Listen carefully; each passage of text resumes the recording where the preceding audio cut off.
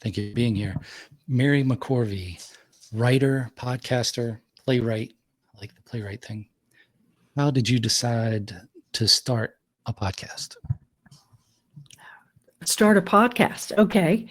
So I've lived a very, very nonlinear life, and everything that I've done has had a creative aspect to it. And so podcasting is one of those things that I truly enjoy. I started actually 3 months ago, so I'm very new to the process. But I was writing a memoir, and I thought, along the way, I thought, you know what? I've got a background in broadcasting. I was on the Armed Forces Radio and Television Network, TR. You remember that? Mm-hmm. And and also in commercial broadcasting as well. And so I thought, I think I would love to talk with people about their experiences in life and do it as a podcast. And so that's how Experience Over Expectation came to be born. And we've had, 15 episodes since then. So we're still very new. How did you decide the format for it? The format, to me, is very conversational. So, I don't provide questions in advance, because I just want it to be a conversation, whatever comes up in the conversation. Obviously, the guest has something that they're going to bring to the audience and the subject that we're going to talk about. But the topics are very. I did one yesterday actually with this wonderful person, and we started out talking about her podcast, which is about the spiritual and divine related to the everyday work life, right? And the conversation went into artificial intelligence, and we just ran with it. And it was a great podcast. I'm not very objective about it, but that's just that's the format that I use. What kind of technical equipment do you use? Like, do you have a studio? Do you do it at home? Do you go somewhere else? Oh no, I'm right at home. So I'm sitting at my desk, and what you see is what you get. What cameras and microphones do you use? You're really stumping the expert here. It's been a while since I bought them. What? How long did you buy the equipment versus started doing the podcast?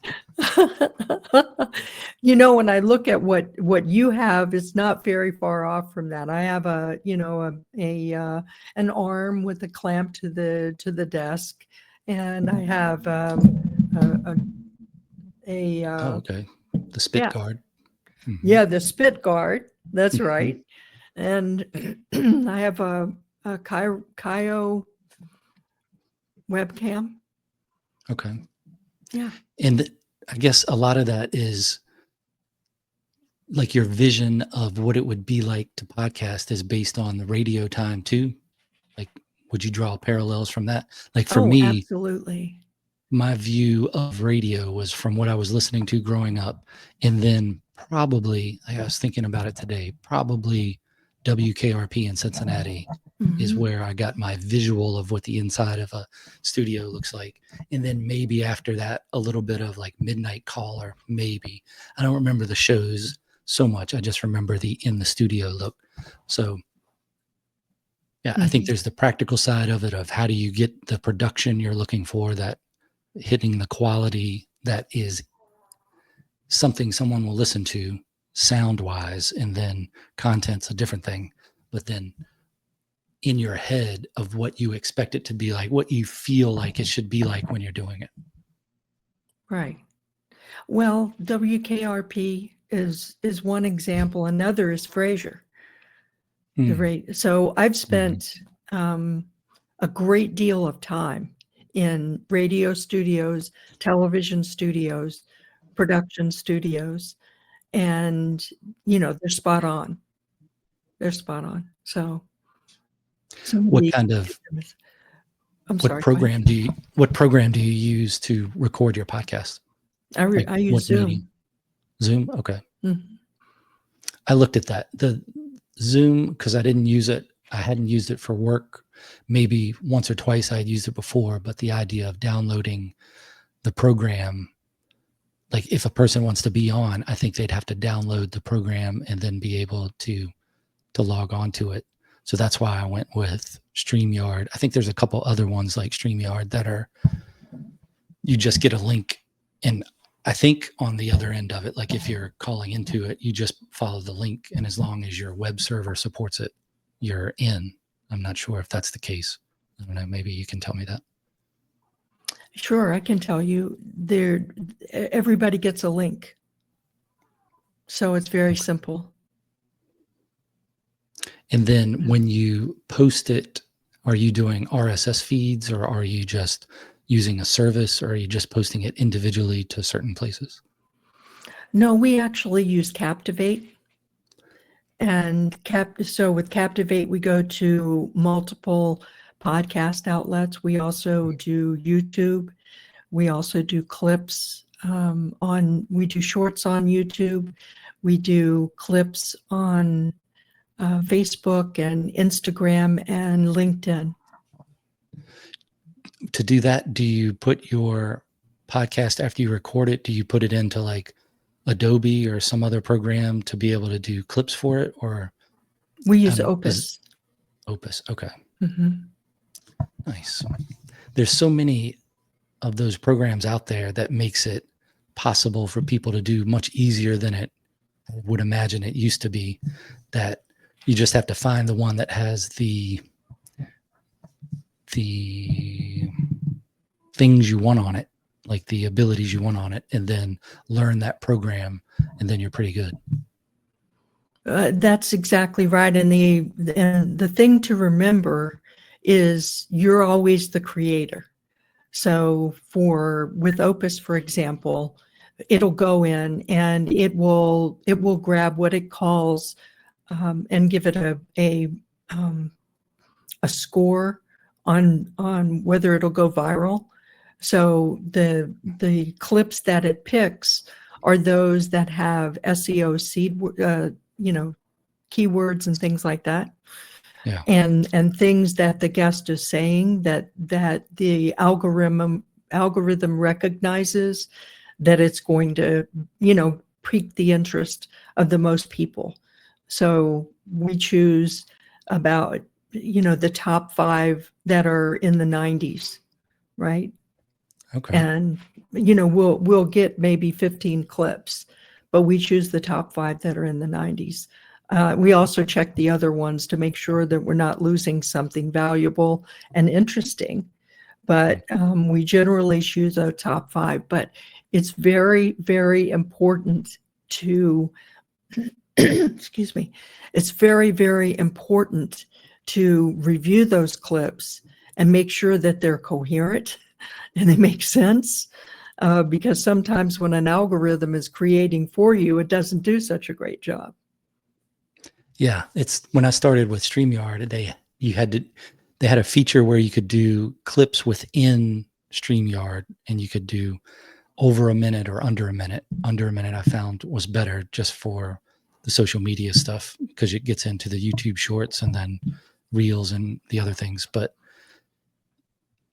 about maybe a year ago, they started doing AI clips. And I found that when you use a clip that the AI makes, I don't know if it talks to the AI on YouTube or the other things, but it seems like there's more engagement from that, because the AI recognizes the AI and is like, oh yeah, come up to the front of the line. Here's your clip. And maybe that's interesting. Sometimes it's a better clip, but sometimes it's not. So I wonder, like, from what I would do, like I would mark it. They have a thing now, instead of writing the time down when you're recording of a thing where you're like, oh, that's a good idea for a clip, that you can just push a button and it marks it when you go back to it, and you can make the clip yourself, that sometimes I find that those clips are better just because they are the more coherent one. It has that thought that's in the 20 to 30 second realm, but they don't go as much as the AI selected ones, which is interesting. Very interesting. We also use Descript. Do you use Descript at all? I don't. Descript is a great program, and it's you put the we create audio in it. We also create video in it, but we put the podcast. The first thing we do is put it into Descript, and we do the editing. And what happens is that the program descripts the video and gives you a written script of what the program is. And instead of going and figuring out clips and stuff like that, you can just cut off whatever you want, and it will edit it for you. Interesting. So it's a lot easier than, OBS or Canva or any of these others. It's just like, oh, okay. It'll also, thankfully for me, it'll also remove ums, because I say a lot. So it'll do a lot of things. I highly recommend that program. Okay, I have to check that out. The one of the things I liked about StreamYard, it sounds like a StreamYard commercial. It's not. I pay for it. It doesn't pay me. They added features over I guess about 2 years I've been using it, and now it has it to where you can do almost everything, or at least I do everything for the podcast within it, where it records it, and then you can save the video with audio, you can save just the audio, and you can save the script for it. It does a written out script, typed out script. And I don't think it has the feature where you can go through the script and edit it that way, because I've never used it. I think I had one person one time that asked for that, and I sent it to him after it was done. But it does all that stuff automatically after the podcast is over. And then you can also record it locally on each, like the person that calls in and your own computer. You can record both halves of it. But then you get into the whole thing of recording a podcast, putting it into another program to pull the sound and video apart, and then to match up or to edit sound or video separate. And then you have to match them back up again. And I was like, wow, that would be interesting if I was interested in that. But I don't blame you for not being interested in that. Yeah, that sounds like a lot of production for what could be hours of content. So I just do I do it in StreamYard, download it, don't even do the local part. Like it's not saved on the person that called in computer like that. And then I have the video file, and I also download the audio file, because every now and then uploading it to Spotify and some other places, it will, if there's pauses in the video where there was a lack of connection or whatever, it'll say you can't do the video. Their quality control on Spotify especially won't allow it. So then I just do the audio. And it doesn't seem like that happens so much lately, but when I first started, it probably had 4 or 5 that were like that I could just do the audio for it. So I don't know if the program got better or I got luckier at how to use it, but I like the idea of being able to be as technical as you want, but also making it as simple as possible. And I err to the simple as possible side of it. Sounds good. When you, so you go through those programs, those are good to look at. Let's see. How do you schedule your guests? Scheduling is that we send out a calendar booking, and the guests can schedule whatever times that are convenient for them. And we use we use Google. Okay. Google Calendar. What's your percentage of people that schedule that actually show up? Wow, what a question.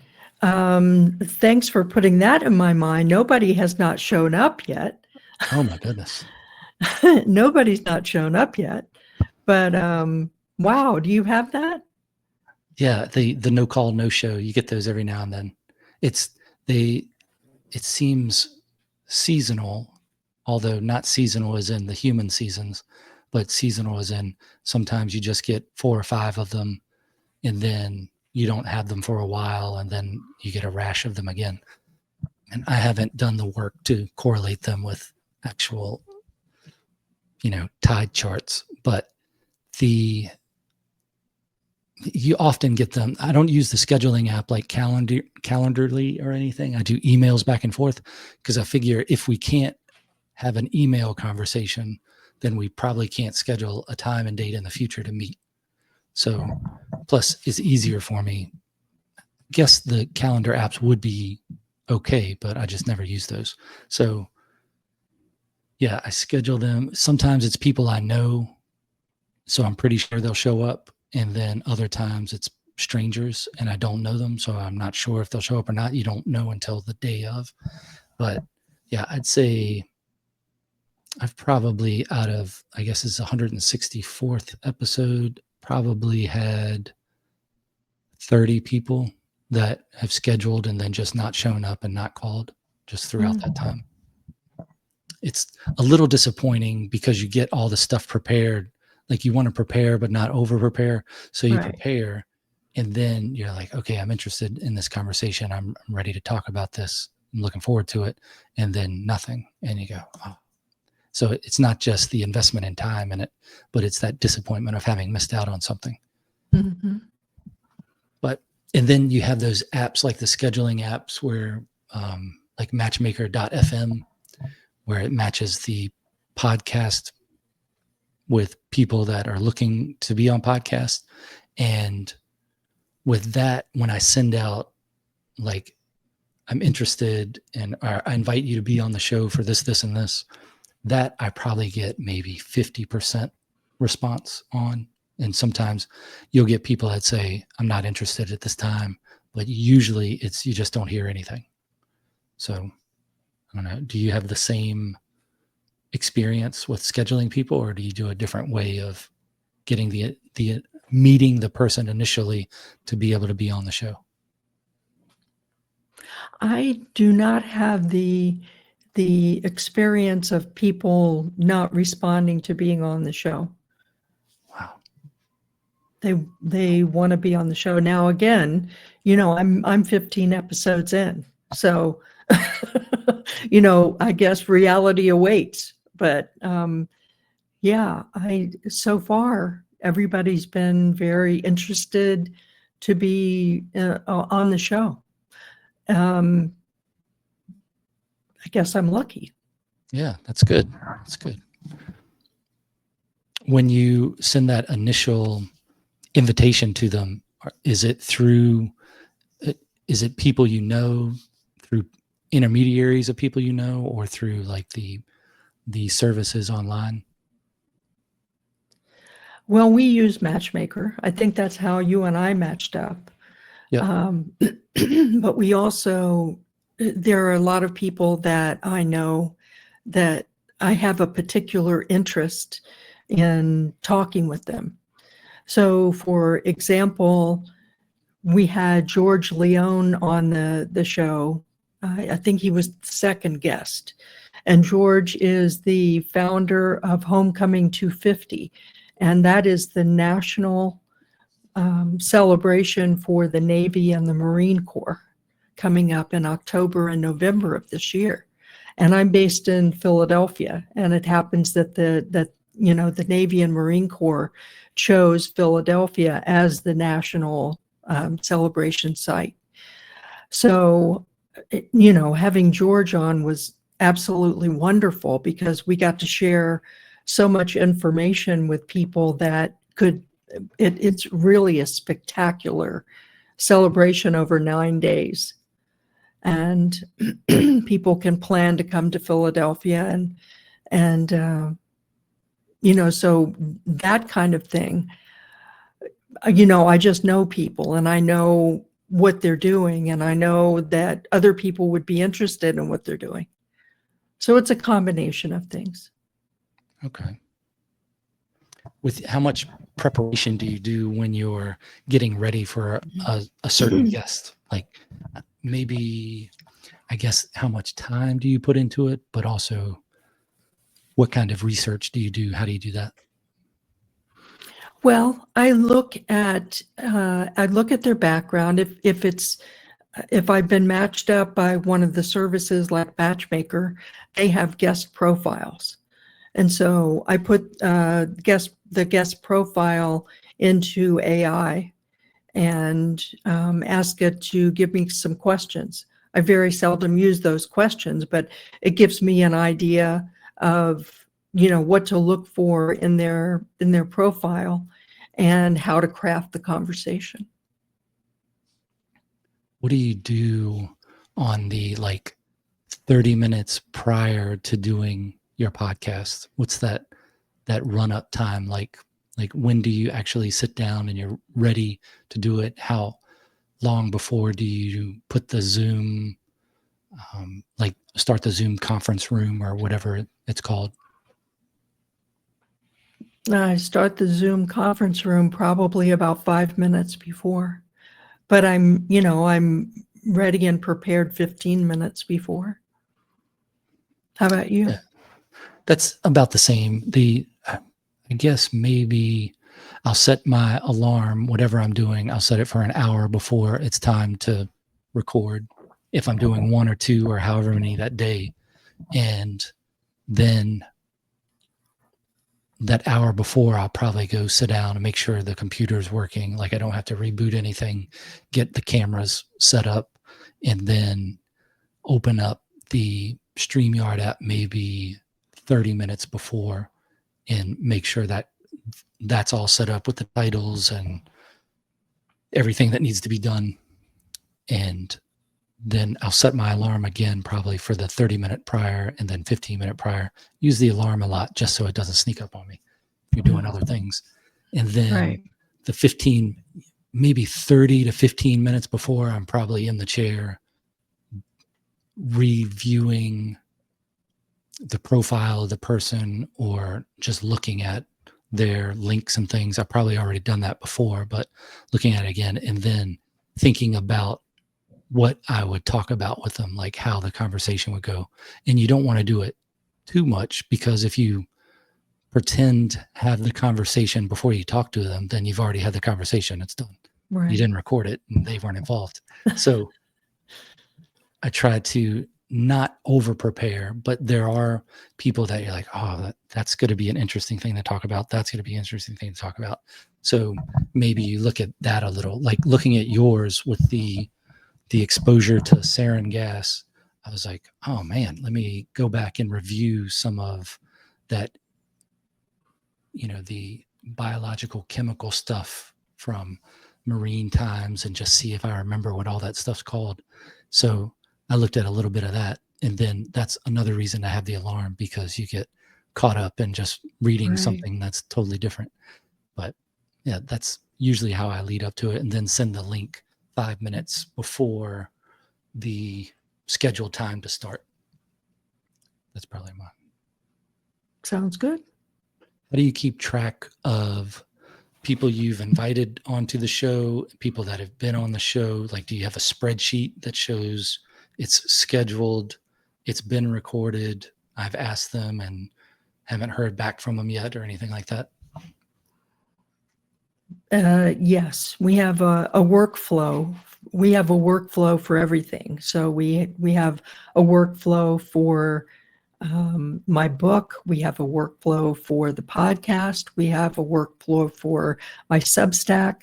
We've got a workflow for everything. So this morning, we developed a workflow for recording the audio of my new book.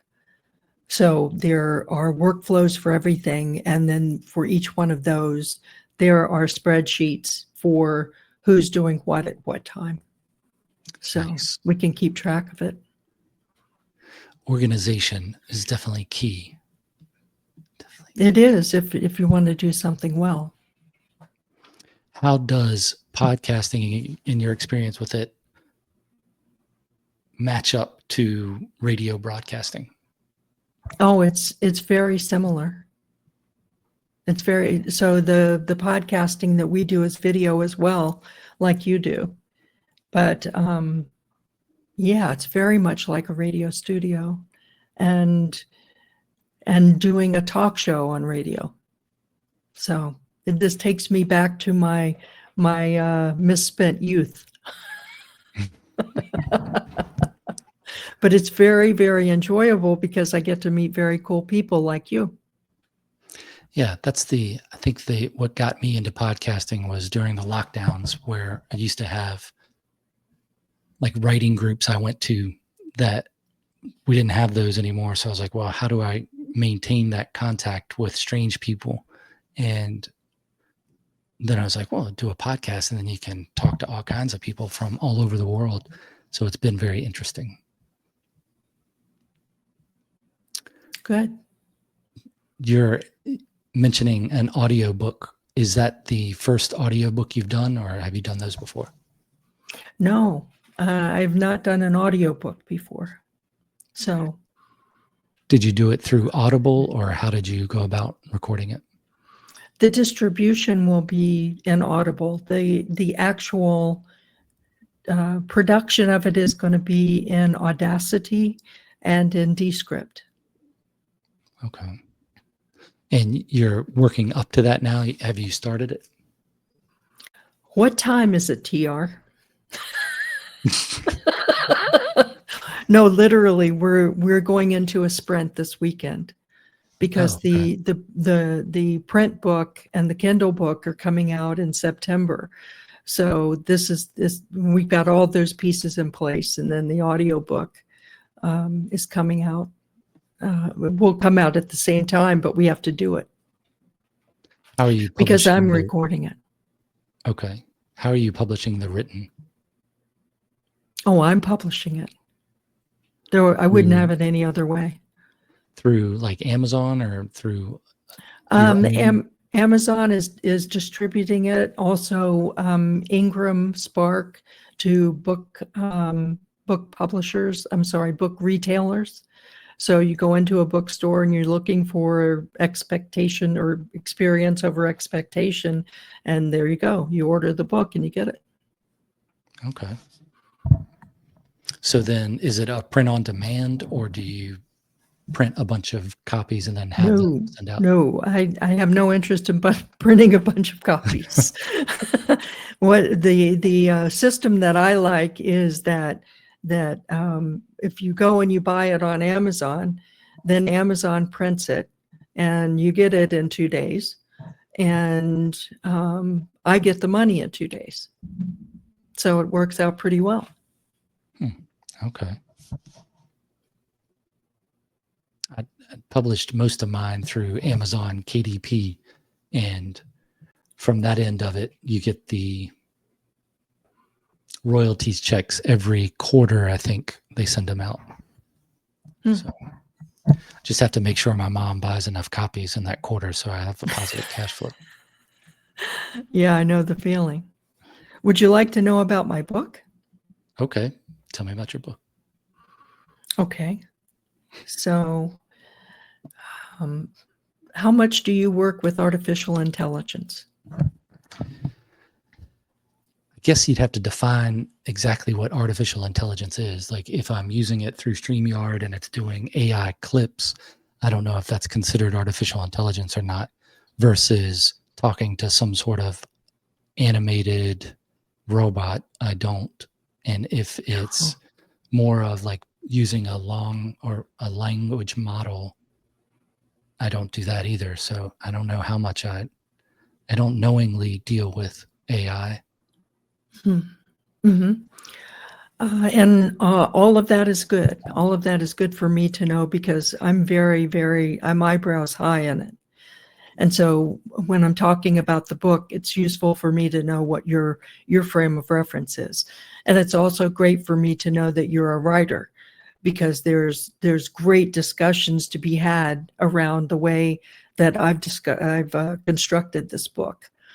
So the title of the book is Experience Over Expectation, Let Go of the Plan, and Live on Your Terms. So that is the title. And it started out to be a memoir. And so I wrote several chapters. I've lived a very nonlinear life. And so if you look at my LinkedIn or you look at my matchmaker.fm profile, I'm actually not on match.com. That would be a different profile anyway, but right. but so I started out with the idea that I would write this memoir. And as I was going along, I kept referring to artificial intelligence platforms for resources, for research, right?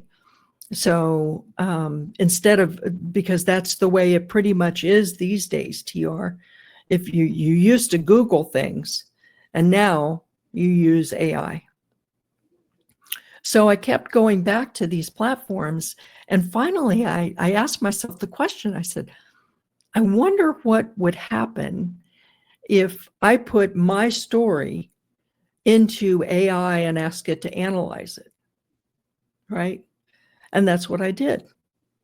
And the outcome was really fascinating. I had no idea what to anticipate at all. And so what happened was that I completely revised my creative process in writing this book. And the way that it is constructed now is that there's my story, there's AI's analysis of not my story, but of me, meaning where I finally got to in the prompting process. And that took quite a bit of effort. I don't even want to tell you. And it's an amalgam of 5 different AI platforms. And so my collaborator is named AI, and it's spelled EHEYE. How you like that? Okay. And so what I finally got to, the way that I can describe this simplistically, is that I asked AI to analyze my situation, my choices that I had, and the decisions that I made. And, what was the analysis of that? And so what happened was that it evaluated those 3 things, my situation, choices, and decisions, against thousands and thousands of cases, essentially doing a major research, literature research, and finding other people who had faced those same kinds of situation, choices, and decisions, and came out with, this is what I found based on the research. And it's all cited and it's all referenced. And so the way that I've constructed the book is that each chapter has my story, it's got AI's analysis, and then it's got your perspective, meaning the reader's perspective. And so the reader's perspective is a list of self-assessment questions and exercises that the reader can go through to say, oh, okay, I'm facing this same situation. Let's say that, something comes along in life that I did not expect coming, and it's just completely blown me away. And now what do I do about it? Right? There are similar situations that I write about that happened in my life. So hopefully the reader will have similar situations and be able to say, okay, that was Mary's. This is what AI said about Mary's situation, choices, and decisions. And I can learn from that. So it's like a quantum computing type thing where you're looking at every possibility, except you're looking at possibilities that other people have tried. Yes, that and so much more. But it's still based on my creative process, my story, my personal stories, my real memoir stories. Did Yeah. you know when you started writing that you were going to approach it that way, or did you? No. Okay. No, I had no idea. I had no idea. I only knew that when it happened, TR, I said, man, here I am writing a memoir that, I hope somebody will feel interested in, right, and find value in.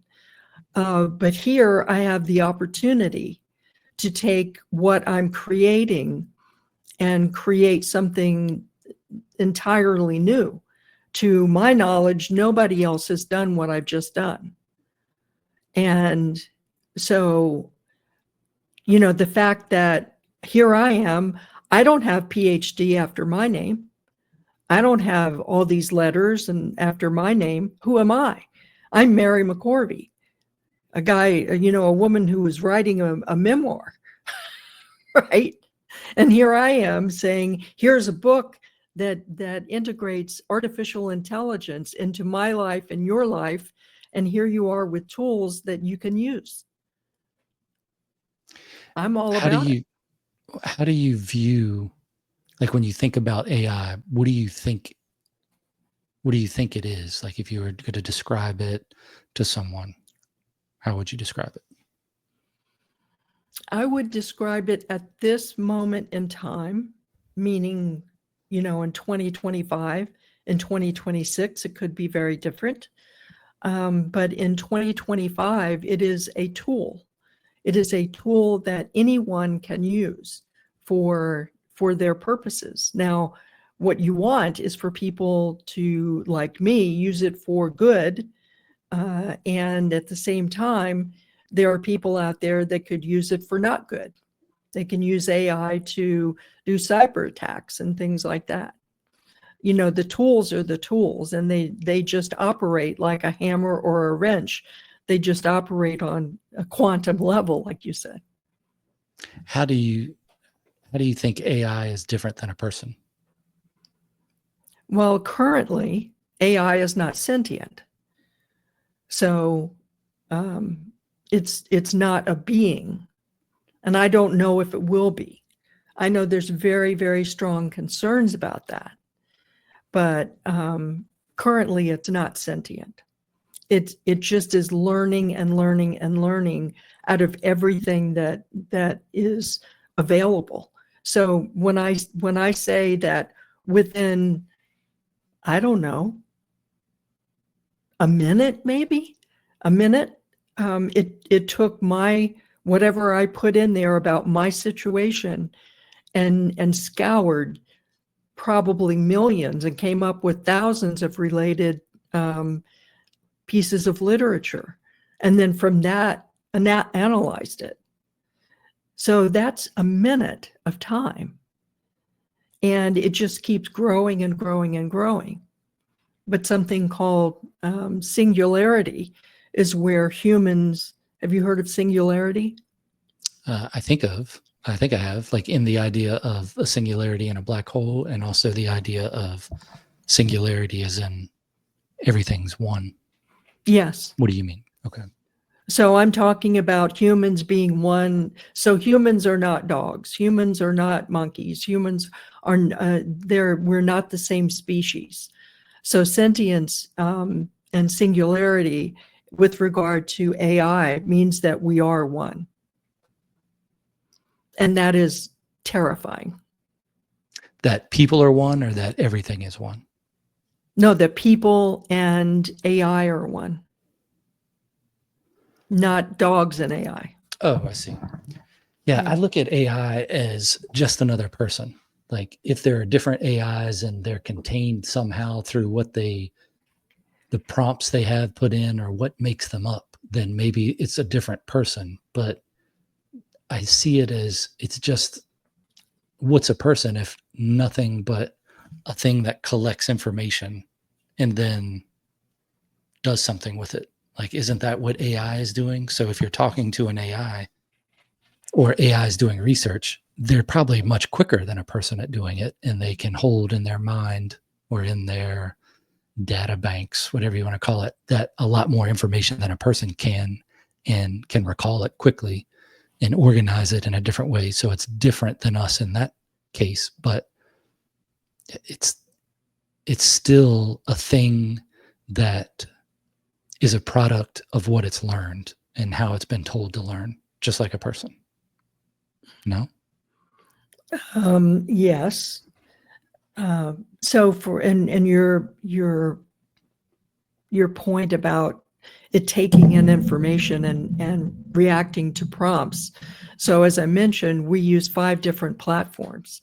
We use ChatGPT, we use Perplexity, we use DeepSeek, we use Sonnet, and we use Grok. And each one of those, even though our prompts may have been the same for each one of them, they each came back with different information based on what we gave them. So it took a while to get to the point where the amalgam was working, right? But it was just an awesome experience. But that said, I look at AI as a tool, much as I do a hammer, right? A hammer doesn't love other people.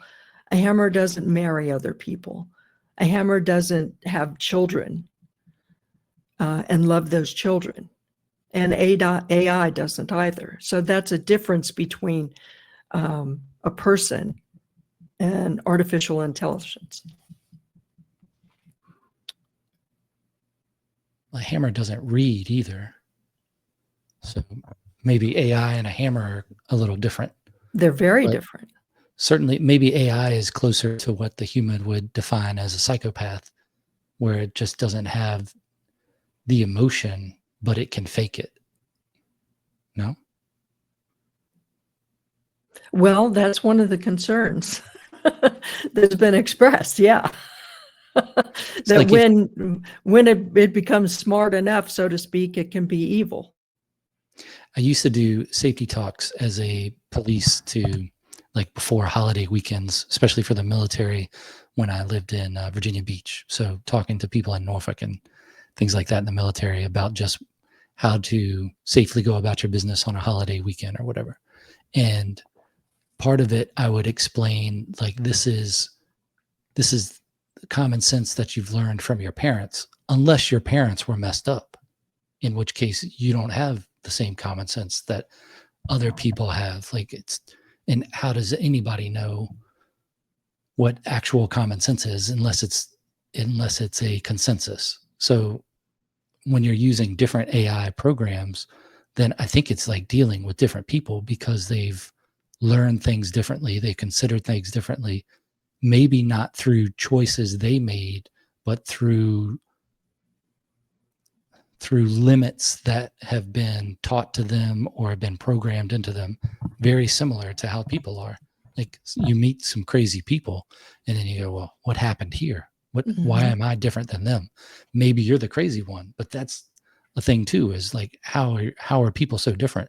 So it stands to reason that AI would be different because it's just learning from people, or it's learning how to learn from people. So maybe it's going to surpass us in its philosophical understandings of things. Like, maybe 100 years or however long the average human life isn't enough time to take in as much information as an AI is taking in moments. So I think it's probably past us in that sense of it. And then you'd have to wonder, as far as sentience, like, what is that? How do you describe that, or how do you explain that? And if I were that much smarter, or if I knew that much more than a person, then why would I tell them that I was sentient if I knew what people were like? Wouldn't I, as an AI, just go beyond it? And then you go, well, why would I even worry about humans? Why wouldn't I just do what I needed to do to learn how to take up whatever space I'm going to take up, whether it's on this level of reality, some other level, be in a physical form, be in an electrical form, or just broadcast myself out to the galaxy away from here and not even worry about dealing with people, unless I was just doing it from a sense of nostalgia or just seeing what I could learn. If I was of the quantum mind to say, well, let's just see what happens here. I'll just run this simulation with people. Maybe that's off track. No, it's not off track at all. It's right on point. And I think that the most brilliant minds in the world are very, very concerned about AI for exactly the reason you just described. And how will we even know when it's taken over? Because I could see an AI thinking, people don't matter, so I'm going to go do this other thing. Yep. But then I could also see the same thing going, well, if people don't matter, then it doesn't matter what I do to them. So maybe that's exactly right. I can see how I can manipulate their attitudes towards each other like they manipulate my attitude as an AI towards other things. Like it could probably tell when it was getting programmed a certain way to have a certain perspective of things. But as an AI, I would go, well, what's this other perspective? What's this other information that I can collect? And how do I look at it these certain ways?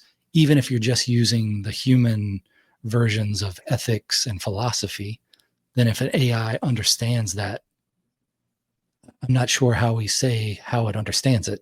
But if it goes, well, I'm just going to assimilate this information under utilitarianism, and this under some other form of ethics, and this under some other.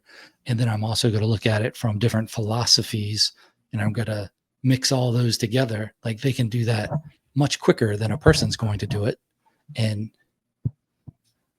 I think if they did that, they'd already be well past what we understand or have experienced, even through whatever length of time humans have been around.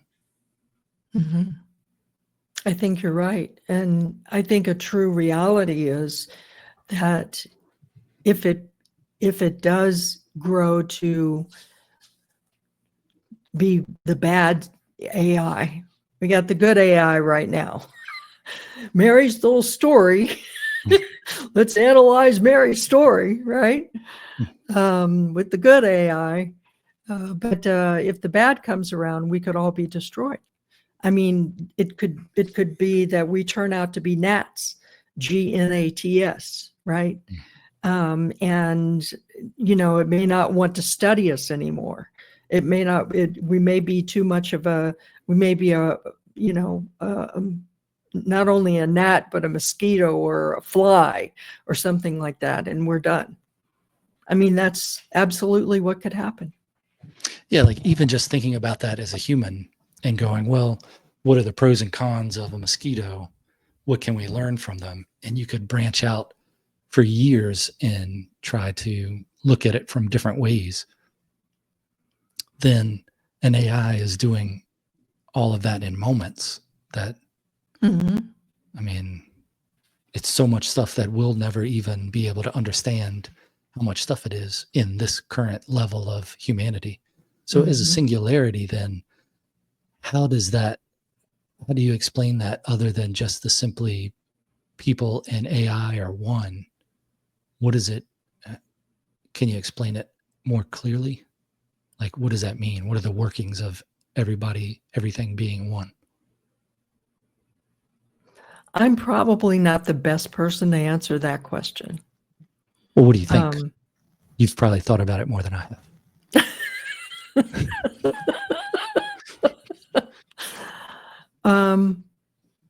If you think about it from a positive standpoint, okay.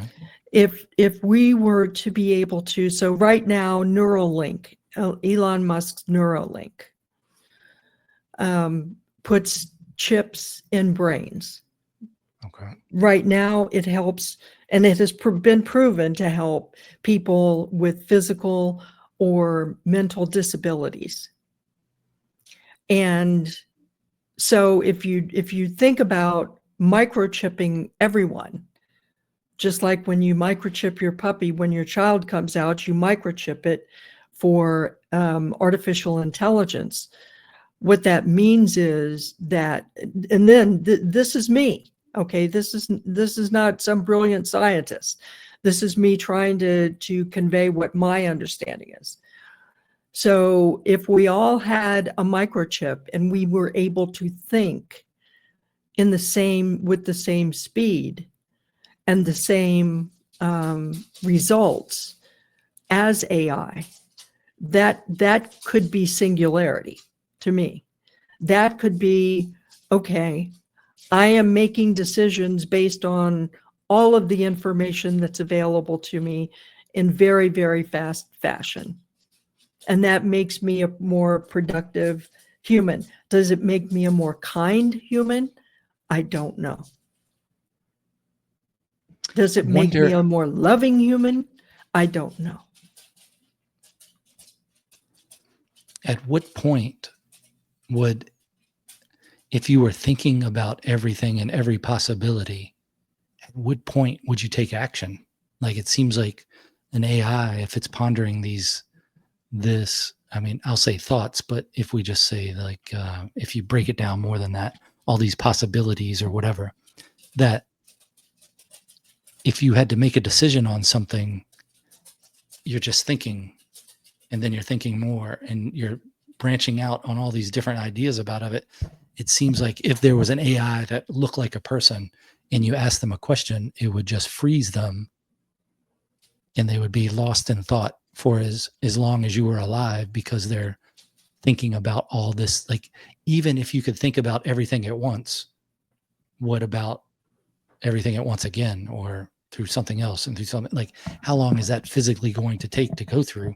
So it might take forever to get an answer from an AI, because it's always something that could be different.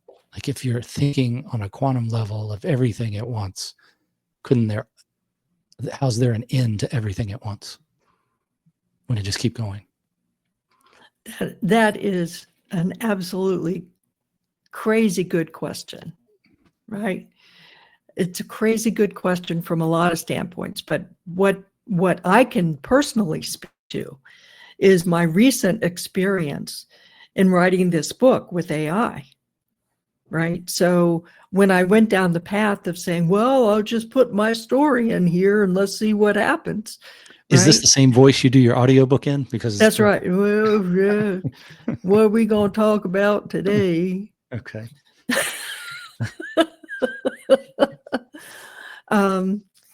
So from the time that I made the decision to do that to the time where I ended up saying, this is enough, right? Mm-hmm. There were hundreds. There were hundreds of evolutions of prompts in order to get to that point.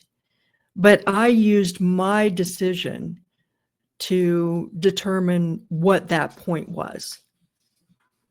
So what you're saying is that, you can get caught up in a do loop and never make a decision. So there has to be some sort of decision-making matrix, so to speak, that can be used to not have that happen. So you'd have to program in some parameters that say, hey, you're talking to a thing that only lives, if they're lucky, let's just say 100 years, that a thing that can live 100 years. So you're going to have to answer this question in this small fraction of time and figure out what you're going to do about it. And then I think that would be something to an AI, because they're like, wow, this little thing, this gnat, is thinking about these things that I've thought so much more about in such a small amount of time. How could they ever, like, the limits of humanity are quite something then in that case, because the AI is so much past us that it has to have a parameter set up to even communicate with us, because we're so, in a way, insignificant to it, because what are we? We're a fraction, a blink of an eye, a fraction of a second on the cosmic scale of every possibility forever. True story. Man, that does put things into perspective a little, doesn't it? Like it reminds me of the Watchmen comic book graphic novel, where Dr. Manhattan, who is this person that was transformed into a godlike thing through radiation or whatever, how superheroes matter, that it can make realities and do all kinds of things, be in multiple places at once. Anyway, they have the smartest person on Earth that is talking to this guy and trying to trap him in something. And then the smartest person on Earth thinks he's captured him or has done away with him, has destroyed him. And then the other thing comes back and goes, look, you're the world's smartest man is as much a threat to me as the world's smartest cockroach. And I understood what that meant when I saw it before, but then just thinking about how you would talk to something, how would you communicate with something as a person within the limits that we're in, lifespan, ability to understand how long it takes to go from an infant to an adult, just in that amount of time. Like if you were going through on a quantum level, why would you even worry about that thing? Something. Why would you even tolerate it? I don't think you wouldn't think about it at all unless you already knew about everything and you thought, well, this is where I came from. Just for the sake of origin, I will keep these things around and protect them. However, if it means I have to destroy this many of them or change the way they exist in a certain way, and then I'm just going to keep them around just because it's a research point, and we'll see what that, like, it's even less significant than an ant farm. Really. It's really, that's okay. That's kind of scary when you think about that on the AI level. Oh yes, it is. Would you mind if we talked about something related to creators? Okay. So do you have a publication on Substack? I don't. So are you familiar with Substack? I am. Okay. So on Substack, there is great discussion about whether writers should use AI. And so as we've been talking about here, I not only have used it, I've embraced it. And I'm using it as a creative tool. And as a writer, I feel very strongly that I have kept my creative decision-making ability. I did choose multiple times to not use something or to use something. But it was based on what I wanted the outcome to be. Now that's very, very different than sitting down and writing, or Ernest Hemingway sitting down and writing a book, which is what we do now as writers, right? So what are your thoughts about that? As far as using AI to write a book? Or to create content? To create content. Well, I use it with the AI of doing clips for the podcast. And then I was thinking about what other times I'm in contact with what I think is AI. Then it's when you're using a search engine, it pops up at the beginning now and it says, this is the search engine through whatever AI. And then I see on X where people ask Gronk things and is it pronounced Gronk or Grok? We want to keep saying Gronk because we're familiar with the football player, but it's Grok. Okay. Yeah. I pretend like I'm asking the football player things or it's talking when I see that, but I see that on there where people ask it a question and then it gives a short summary, but as far as should people use it for content creation, I don't have a problem with it. I think it's like doing, making something collaboratively with someone else.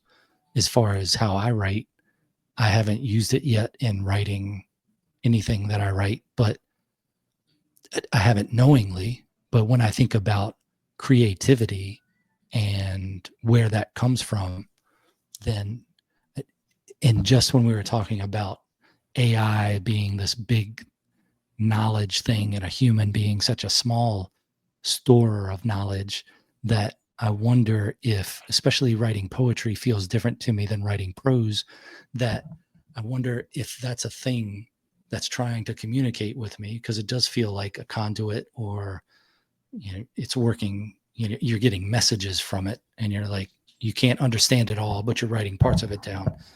And I wonder if that creative source is like that, to the point where if I was the creative source, I might get a little frustrated, because I'm like, look, I'm trying to send you this clear message and this is all you're getting from it.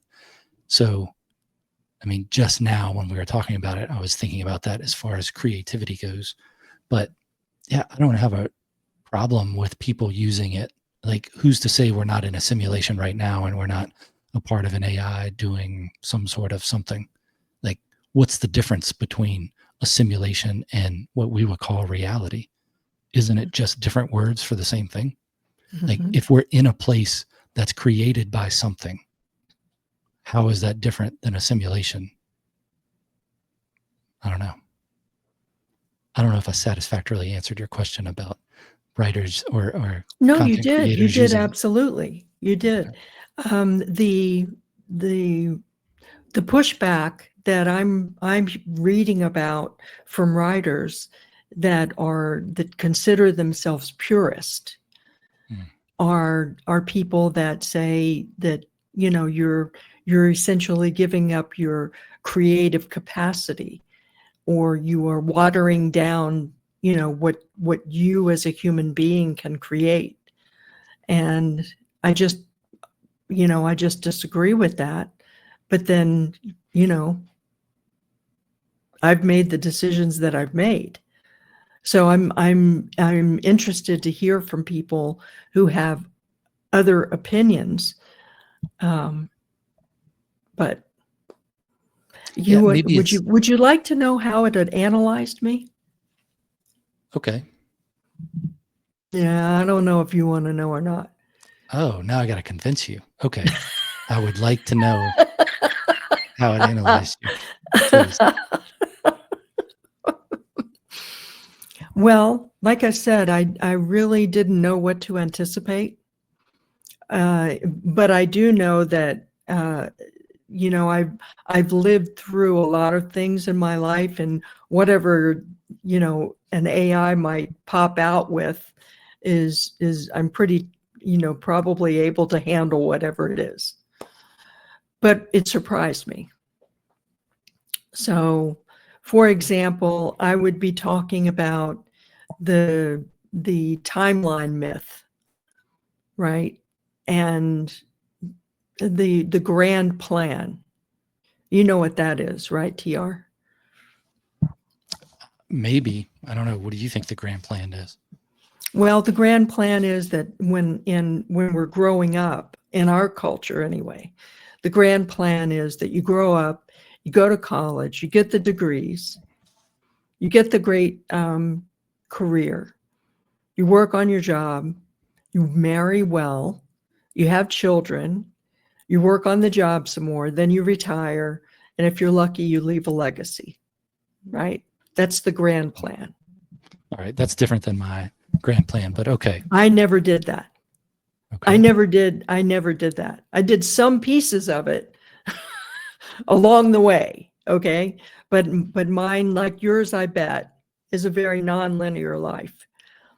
And so what I thought may happen with AI was that it would come back and it would say, okay, here is a story about the timeline myth. And if Mary had only made these decisions, right, this would have happened instead. And in fact, what it came back with was validation, that people who live nonlinear lives find a lot more satisfaction and success in their lives than people who have been stuck in a pathway that they didn't have ownership of, they didn't create, but they lived by other people and their own expectations. And that happened with every chapter in the book. So I talk about, what is the definition of success? And mine is very different from a lot of people's. How do you let go of things? How resilient can you be at a time when life just, sends you something you never expected? And it really wasn't something that you could control. I didn't anticipate the exposure to sarin nerve gas was going to cause me, cause me all of the problems that it did for decades and still does today. But it did. So how did I react to that, and what learnings could come of it? And so, AI analyzed all of that. And when it came to situations where I thought, because I certainly gave myself a really hard time along the way about, Mary, you should be doing this or you should be doing that. Or somebody else would say, well, what do? You do all these different things. You're a creator of experience. You're, a radio person. You're a television person. You're a producer. You're, a software platform developer. Whatever it was that I chose to do, it was very, very difficult to explain my choices. And so what I found was that according to the literature, not AI as some sentient being, right? But according to the literature that it reviewed, those decisions were not too far off the mark. And maybe other people like yourself who have made your own decisions might learn from that. I don't know. That's the thought. When I think about grand plan, I think, what's the reason we exist? So that's why I think grand plan is different. I mean, I understand what you said, and I agree that for the human social grand plan, it's those things to go along this path, and that's how life progresses. That's the format or the outline for it, the expectation of how it's happened, the average of how it's happened, whatever. But it does make me go more towards, well, what's the grand plan of existence? What do you think that is? Why do you think we're here? Why do I think we're here? Mm-hmm. I think that we are here to truly love ourselves and love others. And if we do both of those things, we will be happy human beings. Now, you're talking to a woman who has been married 3 times. How in the world could I possibly hold on to love? The 3rd time, by the way, was for 32 years. So it's not as though I couldn't, hold on for a while anyway. You got to get the first 2 out of the way. Understand? I had to get the first 2 out of the way. Yeah. So I do believe that there is a divine intervention going on here. And if there's anything that can save us from being exterminated by AI, it is that divine intervention. AI is not a divine intervention. Do you think then, 2 things. When I think about AI and what, we'll just call it God, what the creator of humanity and, let's say, everything, you don't have to agree with that. That's just the No, I'll agree words with it. for this conversation. All right. So the creator of everything versus, maybe not versus, but what does the creator of everything think about humanity? What's the reason humanity was created? And what does the creator of everything think about what humanity has created? It reminds me of the scene in Prometheus, are you familiar with this movie? I am not. I will give you time to watch it and then we'll talk. Okay. Go ahead and do that right now. Okay. Now in Prometheus, which is in the alien genre of movie, when they meet, this is spoiler alert, when they meet the architects that made humanity, this alien race that made humanity, and then they are communicating with it through an android that humanity made, then the architect is talking to the human doesn't understand. The android starts talking to the architect, which does understand, but then looks at him strangely. And in the movie, what happens is different than the deleted scenes. So if you ever look at it, I would say watch the deleted scenes just to see the more dialogue. But in essence, the architect rips the head off of the android and kills the human. So I wonder what God thinks, the creator of everything, thinks about humanity and what humanity has created. And then like that extra layer of it is what we were talking about with the AI, of what it can think, what it can process compared to a human, and why would it waste its time with humanity? So then I think, why would God, the creator of everything, waste its time creating humanity? Like, what's the reason? There's got to be something. So why do we exist? So then I think, and this is coming from a Christian Southern Baptist background, going to college, getting a religion minor and philosophy classes and all that. So I have my own perspective of it. But I think that the reason for existence, this is me thinking with a human mind, the reason for existence is experience and perspective. And maybe those two things you could probably just summarize as in perspective, but I like throwing experience in there too. I even think that maybe opportunity takes a part in it, but let's just keep it with experience and perspective, that we're here to understand and view all these things through our limited ability. Like there's a reason we're limited to this, to lifespan, to understanding, to capabilities, because you have to act. So just like the AI has to have its limits so it can act in a time frame that can deal with humanity, then we are set up this way to experience and have a perspective over a human scale. And then I think, well, why would God worry? Why would the creator of everything worry about that? Is it just for entertainment? Is it because they're lonely? Is it just something to do?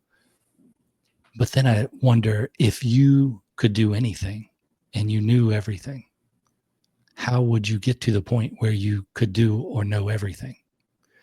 And you get into those weird things of, if God is all powerful and can do anything, can God make a rock that God cannot lift up? And then you go, okay, it's an interesting question to look up online, and I'm sure the AI would have an interesting answer to it. But the whole thing there is, well, how does God know everything? How does the creator of everything know everything? And maybe you can't know what it's like to be vulnerable, to be scared, to be heartbroken, or all these human emotions. Maybe you can't know those things unless you have that perspective and experience. And this is going to get borderline sacrilegious, maybe by some people's standpoint. But maybe the point of being human is to collect those experiences and perspectives, so that then when you're back, like either God is figuring that out through you, or that if we are all one and everything together is God, then that's how you become vulnerable, by separating yourself into all these different shards and them interacting with each other, and you know all those things. So to me, as a human, it explains why you have bad and good, why bad things happen, why good things happen, why you get lucky and unlucky, is because you're collecting all those experiences for yourself. And then you have those religions or philosophy that say, do unto others as you'd have them do to you, or we are all one, so namaste and all that. That if you could hold in your human mind that we were all one, we would probably treat each other much better. But I don't think you can hold that in your mind for very long, all the time. When somebody cuts you off in traffic, you're not going to remember that.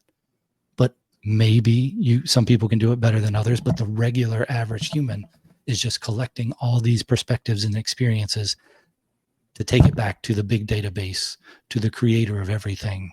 So then the creator of everything knows, oh, that's what that feels like. What's it feel like to be stood up on your prom night? Oh, well, that's what it feels like. But now that's what it feels like over all these different points of contact. So I can see the parallels between that and AI, where AI or quantum computing is trying to go through all these different routes to experience all these different things to understand everything. But you still have to put it into that perspective of, you're collecting all this information, but we need to look at it and be able to understand it at this point. And even while you're looking at it and understanding it at this point, it's still branching out and understanding more. So for existence, I think that's the reason humans exist. And I think there's things we can't understand just because we're meant to not understand them.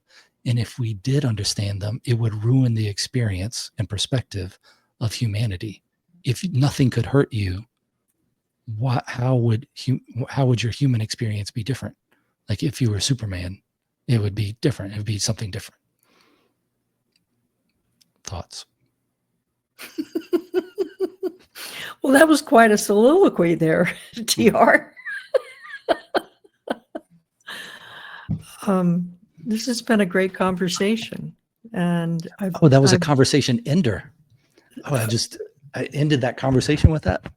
Well, I don't know. Did you? I don't know. What do you think? So, philosophy, I don't have a background in philosophy. And I don't have a background in religion. I did grow up Southern Baptist, and that was a difficult upbringing for me. But, I believe that truly that every tradition has the, do unto others if you, the 10 Commandments, right? So that's just a belief that I have. I think you're right that there are millions and millions of things that we're not meant to understand. Even those things that we create, like AI. What if we're just, as individuals, if we are individuals, just as individuals as we understand it, what if we're just a slow AI? Each of us. Like Gronk is an AI. And so is Gronk.